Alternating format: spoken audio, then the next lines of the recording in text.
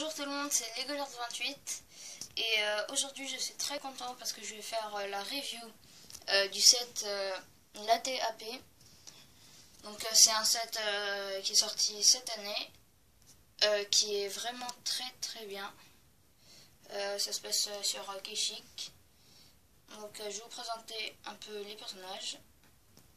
Donc le premier personnage c'est le commandant gris. Donc c'est vraiment mon personnage préféré de la boîte, mais aussi de cette année en tout cas. C'est mon clone préféré, qui est très bien. Le seul petit défaut, c'est qu'il a les jambes, enfin quand on regarde en arrière, il a les jambes noires. Ça aurait été mieux si ça avait été vert, mais c'est pas excessivement grave. Donc c'est vraiment une très belle figurine. Donc sous le casque, il a une tête de clone, comme tous les autres. Et donc c'est le commandant des clones de Keishik qu'on a dans le Battle Pack Keishik Troopers. On a le chef Tarful, qui est aussi vraiment une très belle figurine. Donc c'est un Wookie. À l'arrière, il a des espèces de longs cheveux. Là, il tient son fusil. Il y en a deux dans la boîte. Donc il y en a un rab. Et là, il a aussi des marquages sur les jambes qui rendent cette figurine très belle. Et donc ça, c'est une pièce pour sa tête. Attendez, je vais l'enlever. Excusez-moi. Si j'arrive à l'enlever à une main. Donc je crois pas, je vais l'enlever avec mes deux mains. Donc voilà. En dessous, il a un corps marron. Et donc ça a été, c'est une pièce faite spécialement pour lui. Donc c'est vraiment une très belle figurine aussi, chef Tarful. Donc voilà. Donc ici, un super droïde de combat. Donc cette figurine, on la connaît bien quand même. Elle est pas très récente. Il y a cette figurine que j'aime bien aussi parce que c'est un commandant de droïde de combat avec sa tête un peu jaune et un point jaune sur son torse. Et il y a un droïde de combat normal. Et cette figurine, pardon, on la connaît quand même assez bien. Donc maintenant, je vais vous présenter rapidement la boîte. Donc voilà la boîte avec Dark Vador en haut, qui est le signe de cette année en haut des boîtes. Là, les informations sur la boîte. Là, quelques photos. Et là, un petit montage. Donc là, des montages photos très réussis. La TAP dans différentes positions. Là, encore des infos sur les fonctionnalités. Voilà pour la boîte. Donc voilà, maintenant je vais vous présenter la TAP. Donc vraiment c'est... je trouve que ça doit être le set le plus beau de cette année pour l'instant. C'est vraiment très beau. Il est magnifique. J'ai répété plein de fois la même chose, mais c'est pas grave. Donc on va commencer par le bas. Il a deux pattes, mais on peut en mettre une troisième en faisant... On enlève ça ici. Et on n'a plus qu'à baisser. Comme ça. Et comme ça.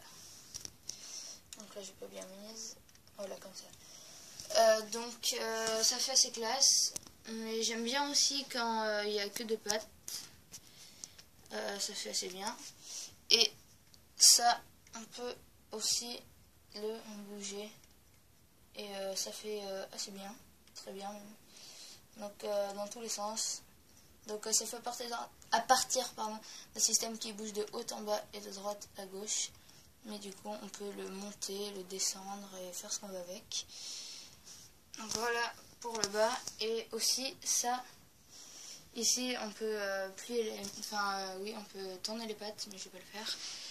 Donc maintenant je vais présenter le cockpit. Donc le cockpit, on peut entrer par là ou par là-bas, de l'autre côté c'est pareil. Ici je vous avais pas montré, mais il y a le symbole de la République. Et devant, il y a quelques autocollants. Donc voilà. J'ai remarqué sur des vidéos, il y a beaucoup de gens qui se plaignent que l'intérieur est un peu... Enfin, qu'il y a un peu des trous dans le cockpit, par exemple. Là. Et si on ouvre... je vous montre, attendez. Un peu en dessous aussi, là. Mais moi, je trouve c'est pas si grave que ça, c'est bien quand même. Enfin, c'est pas bien qu'il y ait des trous, mais le set reste assez bien, c'est juste un petit défaut. Donc là, au bout, il y a des sièges. Là, il y en a un, et là, il y en a un deuxième. Là, ici, il y a un écran avec une cible.